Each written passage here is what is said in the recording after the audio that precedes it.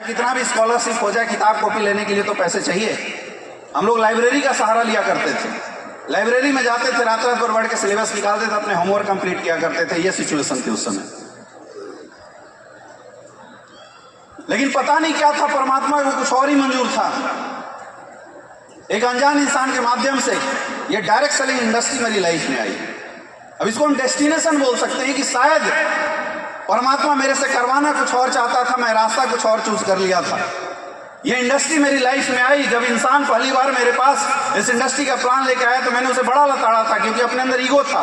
पढ़े लिखे लोगों के अंदर एक बहुत बड़ा ईगो होता है कि मैं तो सेटल हूँ, मुझे क्या जरूरत है। तो मेरे अंदर भी ऐसा एक ईगो था, मैंने उसको बड़ा लताड़ा। लेकिन चूंकि वो थोड़ा अपना करीबी था, उसने बताया कि कुछ नहीं करना है, लोगों को केवल जोड़ना है, और एक बार 10,000 का टीम बना दोगे तो 2 लाख रुपए हफ्ता, 8 लाख रुपए महीना फिक्स हो जाएंगे। मैं एक बच्चा था, गुमराह हो गया, करते ही है नेटवर्कर। मुझे लगा यार बात तो सही है, 5 साल में MBBS करेंगे, तब तक लपेट चपेट के वो बताते ना, 1 साल में 10, 10 के 100, फिर 1,000, फिर 10,000। तो 4 साल में मैंने भी कैलकुलेशन लगाया कि 5 साल में इधर MBBS निकलेगा, इधर 10,000 का टीम बनाएंगे, 2 लाख रुपए हफ्ता, 8 लाख रुपए महीना आएगा, मस्त हॉस्पिटल खोलेंगे, अपनी जिंदगी सेट। ये सोच के इस इंडस्ट्री के अंदर आ गया। लेकिन जब मैंने काम करना शुरू किया, लोग हमारे साथ आने शुरू हुए, बहुत सारे लोगों ने बिलीव में लेना शुरू किया, विश्वास करते थे और आने शुरू हुए, टीम बननी शुरू हुई। लेकिन बिना सीखा इंसान कहां तक काम कर सकता है। मैंने इस इंडस्ट्री में 4 साल विदाउट एनी अपलाइन काम किया था, 4 ईयर। एक सिंगल अपलाइन का मैंने दर्शन नहीं किया, अपलाइन होता क्या चीज है, जब हमने शुरुआत किया था। बिना एजुकेशन रिकॉर्डिंग लगा लगा के वहां से सुन सुन के हम लोग काम किया करते थे। टीम बनाते थे, टीम खत्म हो जाती थी, टीम बनाते थे, टीम खत्म हो जाती थी। कोई नॉलेज नहीं था।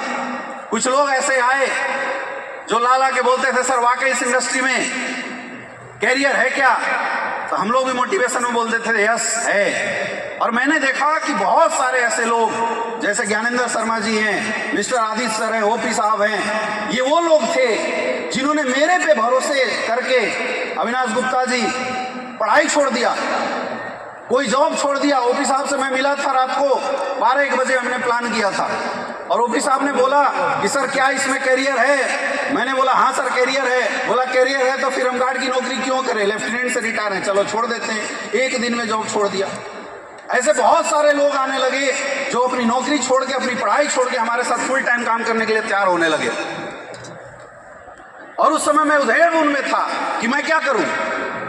ये गलती से गलत डिसीजन ले लिया, लक्ष्य कुछ और, डिसीजन कुछ और, परमात्मा कहीं और संकेत कर रहा है। और मुझे लगता है कि काशी के अंदर शायद काशी विश्वनाथ मुझे आदेश देने की कोशिश कर रहे थे कि बेटा तेरा जन्म तेरी और तेरी परिवार की कैरियर के लिए नहीं हुआ, तेरा जन्म समाज की कैरियर बनाने के लिए हुआ है। तुझे डायरेक्ट सेलिंग के अंदर जाना पड़ेगा।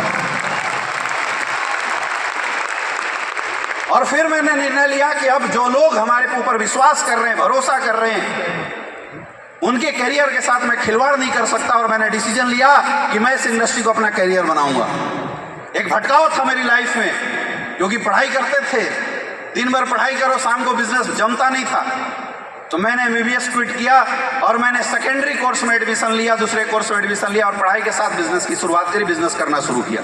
और ये वादा किया था अपने लोगों से कि टेंशन मत लेना, धरती हिल जाए मैं छोड़ के नहीं जाऊंगा, और रंग तो बदलेंगे मेरे दोस्त। आज यहाँ बहुत सारे ऐसे लोग हैं जो एग्जाम्पल हैं। 3, 4, 5 साल स्ट्रगल, 4 साल स्ट्रगल करने के बाद जब जीवन में कुछ नहीं हो रहा था, एकाएक मेरे पास श्री कुमार सर का उस समय कॉल आया था। और सर ने मेरे से पूछा सर क्या चल रहा है, चले ना चले? मैं बोला सर बढ़िया चल रहा है। बोला करियर लगाओगे? मैंने बोला लगाऊंगा। बोले लगाओगे तो मैं साथ दूंगा। मैं बोला सर आ जाइए। और वाराणसी के अंदर स्वयं शिव शंकर ने शिव कुमार सर को हमारे पास भेज दिया। क्या गजब का कॉम्बिनेशन है। मेरा कॉन्फिडेंस डबल हो गया। और तब से लेके आज तक मैं गुरुजी से एक ही चीज बोलता हूँ, सर साथ देना, आग लगा के रख देंगे पूरा हिंदुस्तान के अंदर। हमें ना सेमिनार चलाना आता था, ना मीटिंग करना आता था, ना हमें ट्रेनिंग लेना आता था। सर आए, सर ने बोला यार तुम लोग इतने दिन तक काम कैसे कर रहे हो? मैं बोला सर ऊपर वाले की रहमत से चला रहे हैं सब कुछ। मुझे याद है कि जब गुरुजी आए थे बनारस के अंदर तो 80 घाट के बगल में 1500 का किराया का रूम लेके मैं और गुरुजी उस रूम में रहते थे और इस बिजनेस को करते थे। और वो इतना खतरनाक रूम था, एक बार बरसात में हम लोग रात को 2 बजे आए, सोए, सुबह उठ रहे तो हमारे जितने भी सामान थे वो पानी में तैर रहे हैं, बाढ़ आ गई। इतने खतरनाक थे। वो भी बाढ़ कैसे आई, बाथरूम की तरफ से बाढ़ आ गई, गंगा में उसका निकास था, बाढ़ आया, गंगा जी ने उलट दिया।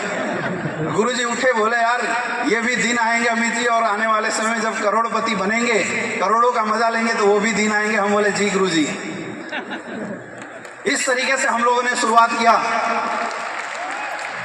1.5 साल मेहनत करने के बाद भी ये समझ में नहीं आ रहा था कैरियर बनेगा नहीं बनेगा। अब हम बच्चे थे, गुरुजी तो बड़े थे, गुरुजी रिटायरमेंट ले लिए थे, हम बच्चे थे। मैं बार बार डिमोटिवेट होता था कि सर इधर MBBS छोड़ दिया। और मजे की बात सुनो, मैंने अपने फैमिली में किसी को नहीं बताया मैं MBBS छोड़ दिया हूँ। तो मेरे घर वाले अंदर अंदर खुश रहे थे कि 5 साल बाद बेटा निकलेगा तो डॉक्टर बन के निकलेगा।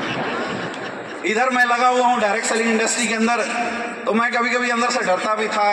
गरीब परिवार, घर का इकलौता बेटा, माँ बाप का आशाएं हमारे ऊपर है।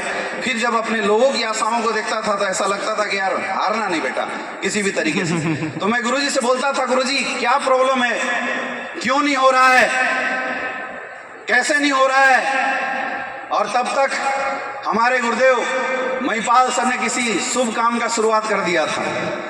अब जनरली ऐसा होता है कि जब राक्षस अंदर बैठा हो ना तो कोई अपना सही समझाने की कोशिश करे तो दिमाग उल्टा चलता है। गुरुजी हमें फोन करते तो मैं शिव कुमार सर को बता देता, गुरुजी महिपाल सर का कॉल आया है।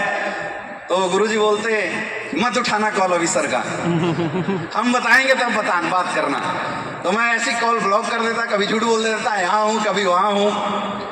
लेकिन ऐसा बोलते हैं ना, जिस दिन तुम्हारे मेहनत का कोटा पूरा हो गया मेरे दोस्त, परमात्मा खुद साक्षात खड़ा होके तुम्हारे यहाँ पे तुम्हें ये गाइड करेगा और तुम्हें बताएगा तुझे क्या करना चाहिए। हम लोगों को सद्बुद्धि आई और हमने डिसाइड किया कि आज हिंदुस्तान में 1-2 नहीं, लाखों नेटवर्कर, लाखों डायरेक्ट सेलर सिर्फ इसलिए रोड पे घूम रहे हैं मेहनत करने के बावजूद भी, क्योंकि ये स्ट्रगल सिर्फ अमित दुबे की नहीं है। आज मुझे पता है कि पूरे हिंदुस्तान के अंदर लाखों डायरेक्ट सेलर ऐसे हैं जो एक अच्छे प्लेटफॉर्म ना मिलने की वजह से आज भी स्ट्रगल कर रहे हैं। डेली सुबह घर से बाहर निकलते हैं, दिन भर मेहनत करते हैं, 5-5, 6-6 साल गुजार देते हैं, लेकिन जिंदगी नहीं बदलती। सिर्फ एक ही रीजन, अच्छा प्लेटफॉर्म। हम लोगों ने डिस्कस किया और ऊपर वाले ने भी ऐसा सिग्नल दिया। कई बार ऐसा होता था कि गुरुजी हमसे बिना बताए दिल्ली में आके मीटिंग करते थे। अब डाउनलाइन तो डाउनलाइन होता है, हम लोग साथ में रहते, मुझे पता तो चल जाता था, लेकिन गुरुजी बताते नहीं थे कि मैं मीटिंग करके आया हूँ। तो मैंने अंदर से भांप लिया एक बार, मैंने बोला गुरुजी या तो डिसीजन ले, तो मैं तो चला, क्योंकि उस समय मेरा लगभग PG में एडमिशन था और उसके बाद मैं रिसर्च में जाने वाला। मैं बोला चल MBBS छोड़, इधर तो डॉक्टर बनेंगे, कम से कम कुछ तो काम होगा।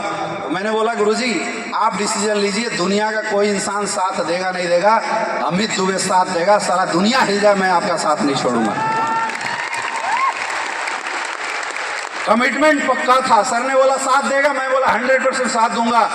सर डिसीजन लीजिए। मुझे नहीं पता था क्या होता है बोनस, मुझे नहीं पता था क्या होता है सेव, मुझे नहीं पता था क्या होता है जियो, मुझे नहीं